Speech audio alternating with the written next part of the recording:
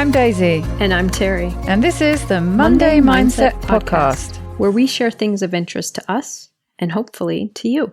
So let's get started with episode number 157. And this week it's Daisy's turn to share something with us. Daisy, what do you have? Well, Terry, this week I'm back with the one I was planning on coming to you with the other day. I mentioned a little while back, and this is a newsletter that I've shared from quite a few times, the Next Big Idea Club. And they have a couple of podcasts, and I mentioned I was quite excited about the Next Big Idea Daily because it was nice short episodes. You know how we always joke about using quick brain, and we like these handy little short episodes. Well, when I came to listen to it, it is actually structured. They are daily, although it's Monday to Friday daily, not every day of the week. They are short episodes, but they're structured into actually what they call each week a season, but they're grouped episodes. So you basically really have to listen to 5 episodes to kind of get the whole episodes, but it's broken over the week. So not quite as handy and short as I thought it would be, but still very good. So this season, it was season 12, the host is talking to Mónica Guzmán, who is an award-winning journalist. They're talking about how to cross the political divide. So, as you can imagine, talking about quite contentious issues, really. Although I suppose that they weren't really. They were sort of skirting around. They were talking about how to talk about contentious issues, I suppose. She has a new book called I Never Thought of It That Way: How to Have Fearlessly Curious Conversations in Dangerously Divided Times. So there are these 5 episodes grouped together with kind of like a key concept in each. And I thought I was going to be bringing all 5 to you, but the first one sort of got so in-depth and I ended up taking too many notes. I think this is going to be a 2-parter from me. So this is just a sort of opening episode, opening the topic, teasing what's to come, and throwing some things into the mix to think about. This first episode was entitled "We're So Divided, We're Blinded." And they open up by just talking about it's so easy these days to trigger quite powerful emotions in people with words like politics, Trump, Biden were the main ones that they used, but I threw in for our UK listeners, Brexit. Immigration, I'm sure, is a hot topic, both sides of the pond, but you know, they're the kind of words that as soon as they're spoken, they do sort of probably make you feel a bit anxious. So should we just avoid certain conversations and topics completely? Or at least maybe avoid having them with certain people in our lives. Or maybe we should learn how to have more constructive conversations. Mónica Guzmán is a member of a group called Braver Angels, and she tells us a little bit more about that later on. I am going to be, they do sort of come back to things, and I should have revisited my notes and grouped it a bit better. So there will be a little bit of repetition. So she kicks off, this is a direct quote from her: "If you can't get curious across divides in a polarized world, you can't see the world at all." And she says that social studies show that when we're asked to imagine what the views are of somebody on the opposite side of a political divide are, the assumptions we make are almost always that those views are much more extreme than they actually are. And the reason this topic resonated with me at the time, you know, I went to look for something to share and scrolled back a bit, and straight away this group of episodes jumped out at me because of a conversation I had in the park where I walk my dogs with a couple of women that I'm quite friendly with. And I've forgotten exactly what it was, but I think it was about the BBC showing bias. This woman in question has a life drawing class, and she was talking about two of the people there who were there as students for the day. And they were both talking about how the BBC shows bias when it is allegedly the BBC is supposed to be known for not being biased, especially politically, but more and more it clearly is. But the point this woman was making was that although these two women were seemingly agreeing, and they were agreeing, they were both saying the same thing, that the BBC shows political bias, but she kind of knew that they had opposing views, came from different political sides. One, i.e. one was pretty right wing and one was left wing. And she was kind of sort of chuckling to herself, thinking about, it was funny that if they knew what the other person was thinking, if they knew which side the other person was on, they wouldn't continue having this conversation and agreeing on something. And I found this really interesting. And I think it was on the back of listening to that podcast. We were talking about, not on this podcast, but talking about between us, about J.K. Rowling and how it had changed my perspective a bit. And I, as you know, I kind of like to challenge views that I have all the time. And so I was kind of a little bit in that mindset about challenging my own views. So I found this really interesting. And I commented that this was a great example of a way into a conversation in the middle ground. That even if you discovered that what you were agreeing on was based on an opposing viewpoint, the fact that you had been agreeing was a really great starting point towards finding common ground, and that surely this was a good thing. And it was funny because we were going back and forth, and they were saying, but you don't understand. They weren't really agreeing because they were coming from different points of view. And I said, but actually they were both right, because the BBC does show bias, and it probably does show bias both ways. So they were both right, and they kind of were both right to agree. So I just thought it was interesting, and it opened up just this thinking of finding common ground, and that there probably always is actually common ground. So when I saw this podcast about how to basically find common ground in a very polarized world, it really stood out to me. So back to this whole imagining what the other person's beliefs are in an opposing political camp. Guzmán says we are looking at a projection, basically, of our own assumptions, not a reality. But why has this happened? And this is what she calls SOS. SOS stands for sorting, othering, siloing.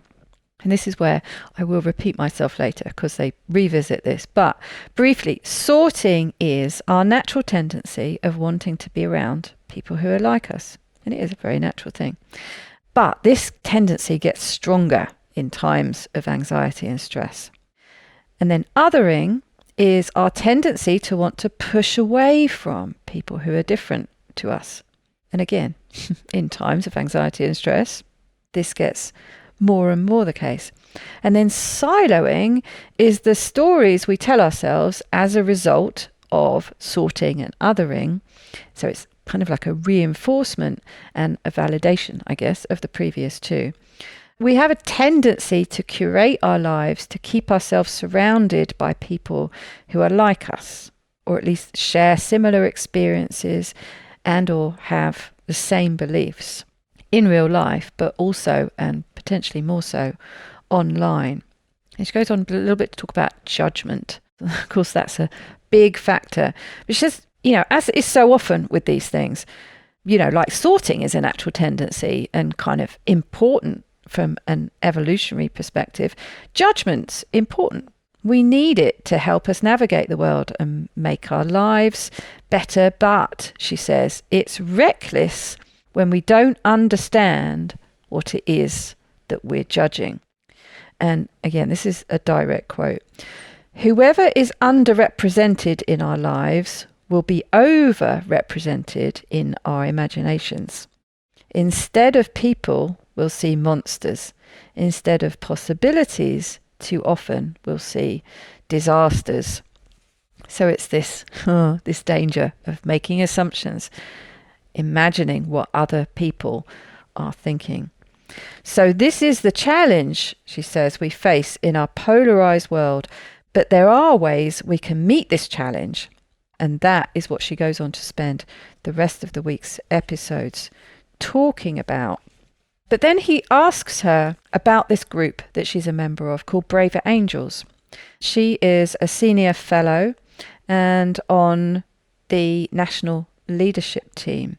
And Braver Angels is a cross-partisan, grassroots, non-profit dedicated to political depolarization. And she goes on to say that it's not about hoping to change people's views on political issues, but hoping to change people's views about each other. Breaking down vilification. And this is where the title of the episode comes in. We're so divided, we're blinded. We don't see the debates for what they really are, and we don't see people who disagree with us for who they really are. And it reminded me there were lots of echoes of things we talked about when we talked about Brene Brown's book. What led them to their beliefs is a more important question, and this is something she goes on to talk about in more detail in one of the week's episodes, than what their belief is. This, she says, has led to a very reactionary culture and toxic spaces, especially online, where it would be so much better to have intelligent and productive conversations about challenging issues. She goes on to talk a little bit about her personal life and how she comes from a very politically divided family. It's an immigrant family, and she just assumed that her parents would have similar political tendencies that she has. She's a Democrat, and she was astounded to find out that her parents were in fact Republicans, and she said it led to a lot of heated conversations. And then she goes on to talk about how he is a good thing, he is important, but the question is, are you cooking something or are you burning it? And then she goes on to talk about cooking is good. You're cooking up understanding. Adding friction is good, and adding all these layers of conversation, it's good. And some discomfort that comes from that is worth it. But if you're burning it, are you burning a relationship? Are you burning your sense of dignity? All these things, not good. And if you feel like you're heading towards burning it rather than cooking it, then it's better to take a break before you burn things down. And again, she goes on to talk about how they can really cook up some heat in their family. And she says if you have a real solid depth to your relationship, you know, things can get pretty heated. And she talks about how they get really quite mean with each other. But you have that depth of understanding of kind of knowing how far you can push it without pushing it too far.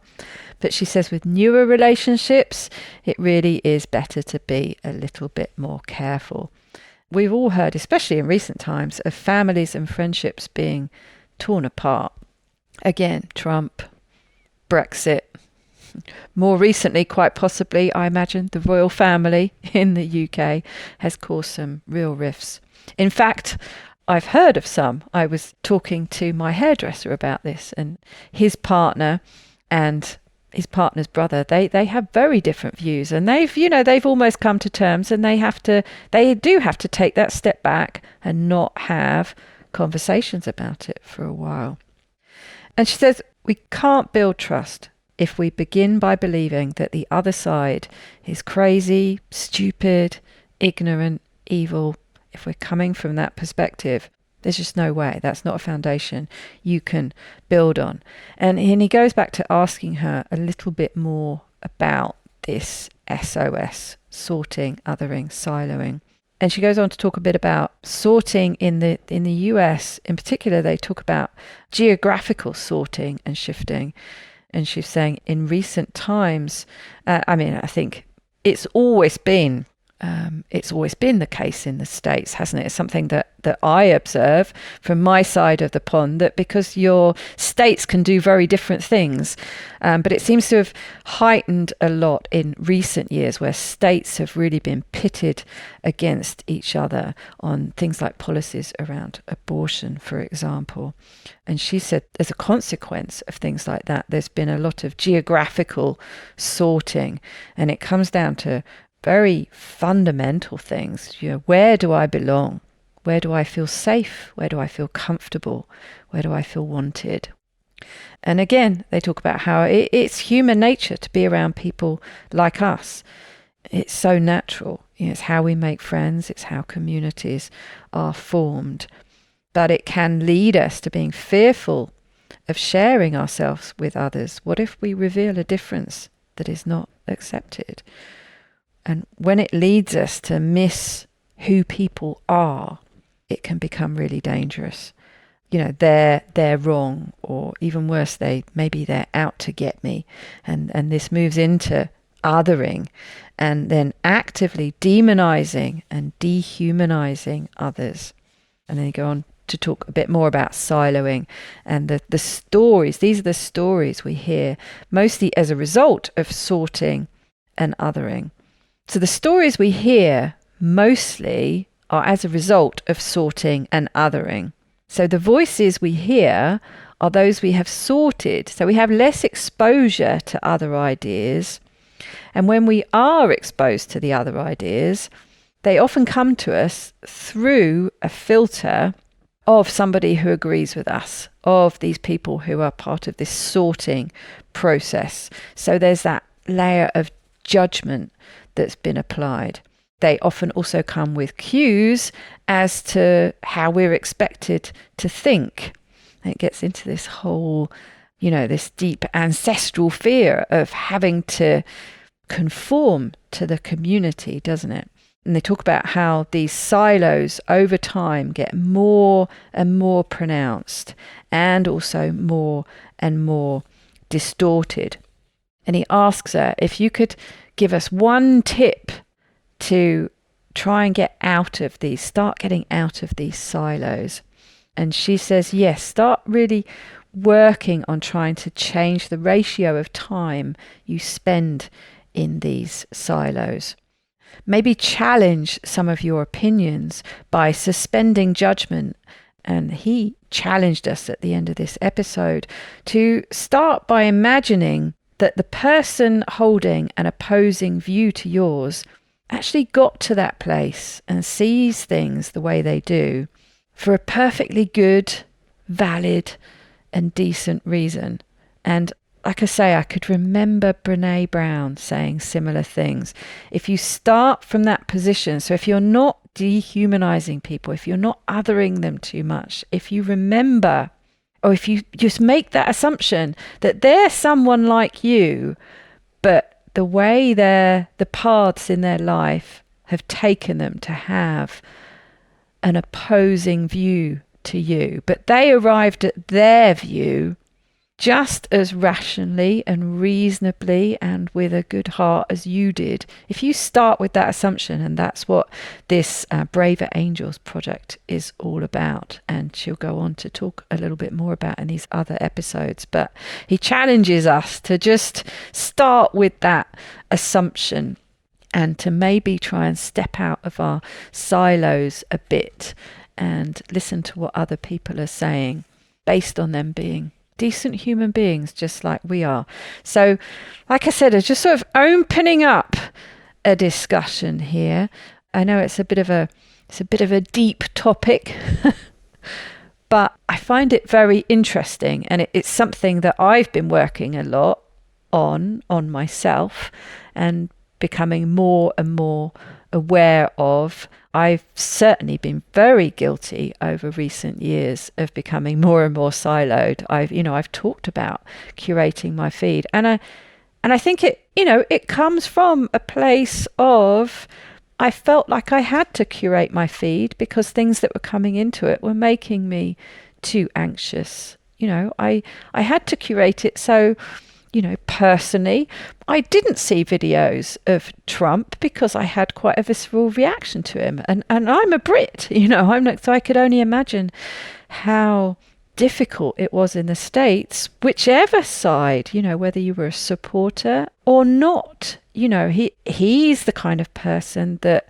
invokes that kind of reaction in people. Similar politicians over here, similar subjects like Brexit. You've only got to say Brexit to somebody and it's going to evoke a very, a strong reaction, whichever side of the debate you're on. It's interesting as you describe that, Daisy, because intellectually, I'm like, of course, that makes so much sense. And yes. And then I hear this little voice inside of me saying, yeah, but they, and I start getting into us and them, me and they, kind of almost defenses against it, even as you're saying, whereas intellectually, of course, it makes sense. And yeah. So as you were talking, I was thinking about the parable about the 3 blind men who are presented with an elephant and asked what it is. They have no familiarity with an elephant, the parable, right? Yeah. And I just started poking around a little bit and found some ways that people describe what's the message in this parable. And I think these are fitting here. So one person said, or one resource, actually the Peace Corps, said that even when presented with a real elephant, each man could see only what he already believed to be true. The story and this lesson is intended to encourage learners to develop perspective awareness. That is, awareness that each of us creates a unique view of the world based on personal experience, language, and culture. And the next source that I looked at said, the parable of the blind men and the elephant illustrates how our individual perceptions, what Peter Senge calls our mental models, can lead to miscommunication and conflict. And then the third resource said that the story of the blind men and an elephant comes from India. It is about a range of truths and mistakes.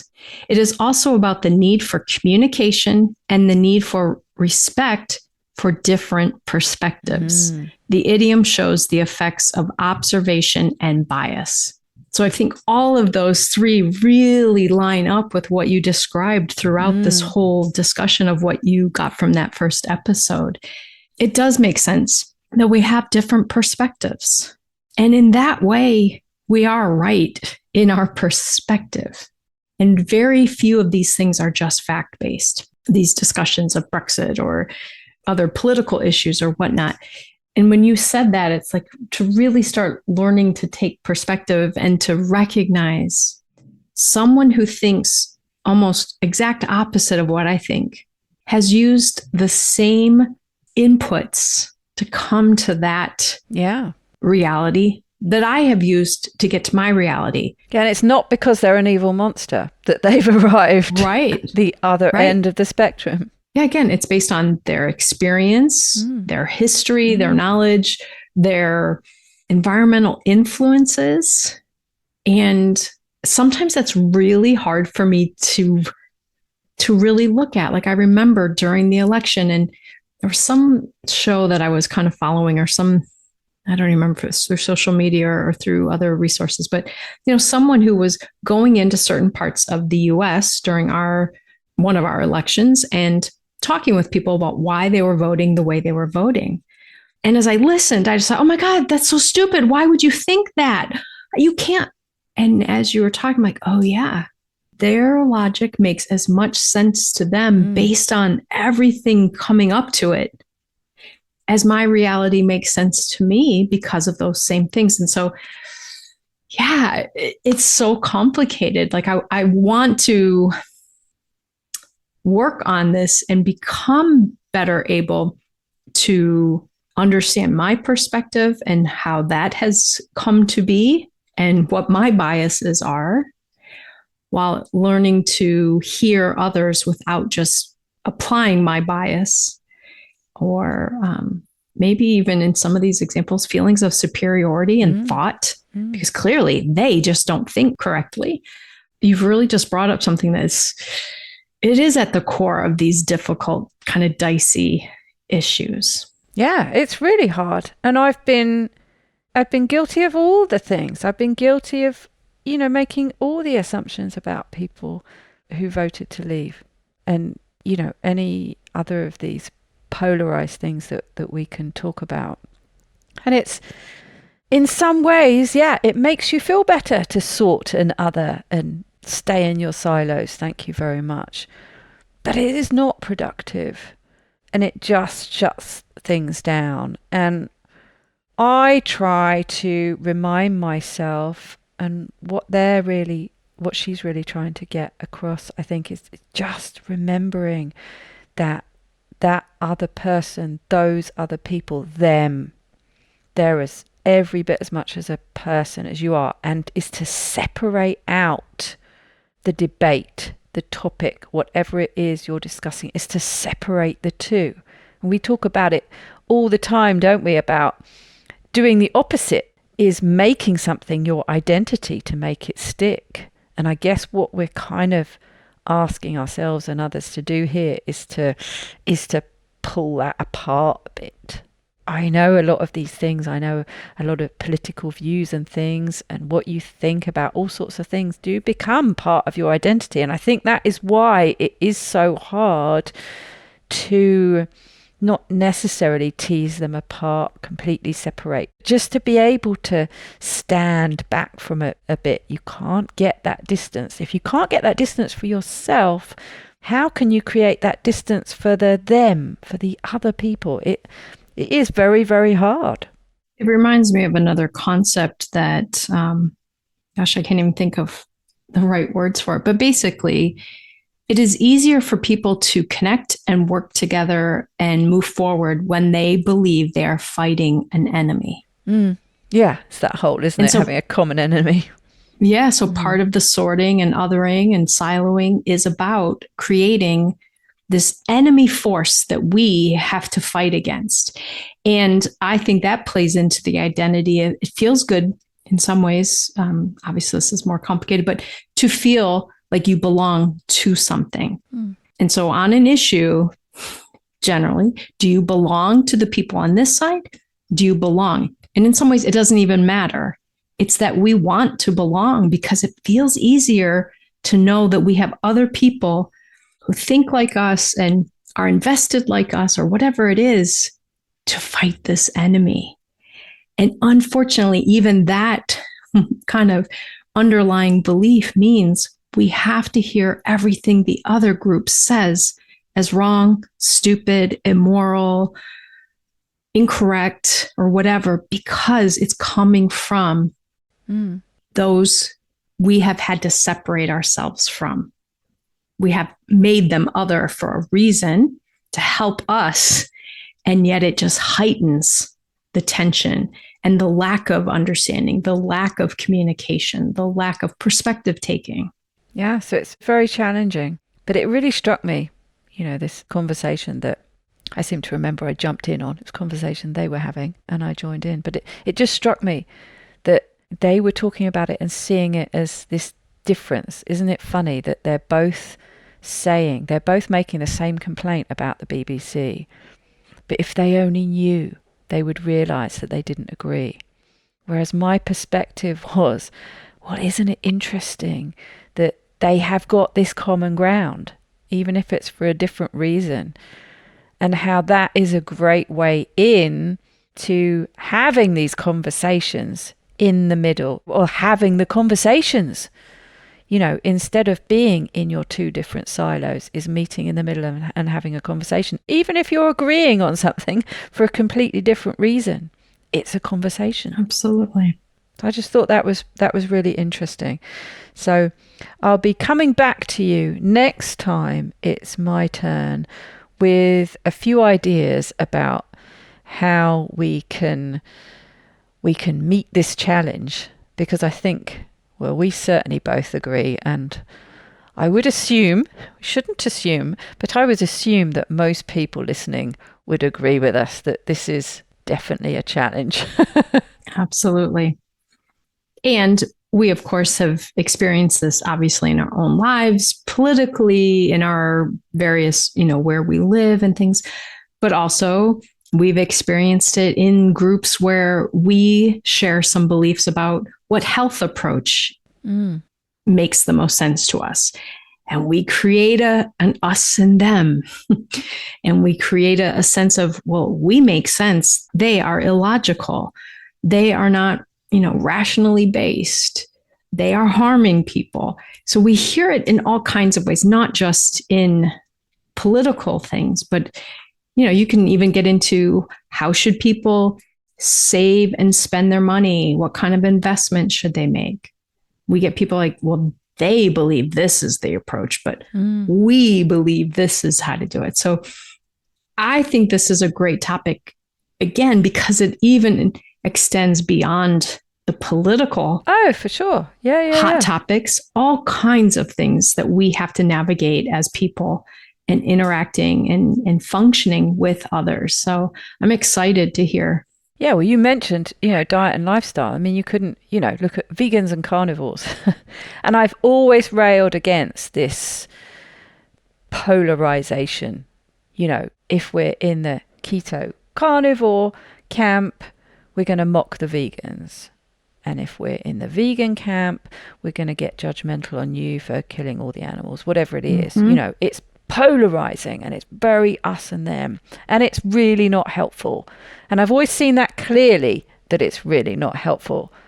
So, I really need to apply that with some of the things that, I fall into those polarizing camps, because it's something that I feel so strongly about, that if you have the opposing view, I really struggle to get over that judgment hurdle. But I mean, and we've had conversations with things that we disagree sometimes almost completely on, but because we like and respect each other, we will have that conversation.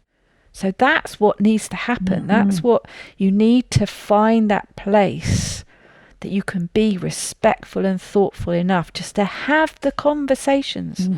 Nobody's asking, like she was saying, the hope isn't, from this Braver Angels group, the hope isn't to change anyone's opinion. We're not trying to change your political views. We're not trying to change your opinion. It's not what we're trying to change is do. The hope is to change how you feel about the people who have opposing views to you. And I think that's critical. And how you engage, so process versus content. Yeah. Because how can we ever hope to change? How can we ever hope for anything to get better if we can't have those conversations? If we all stay in our silos, nothing is ever going to change, isn't it? So we do have to find a way to meet this challenge. So hopefully the things I'll be sharing next time will give you some ideas. It certainly, as I think you can probably tell, she inspired me. So hopefully I'll be able to pass some of that on. Very good. I'm excited to get to the next stage and deepen this conversation. And until then, I hope everyone has a great week. Have a wonderful week.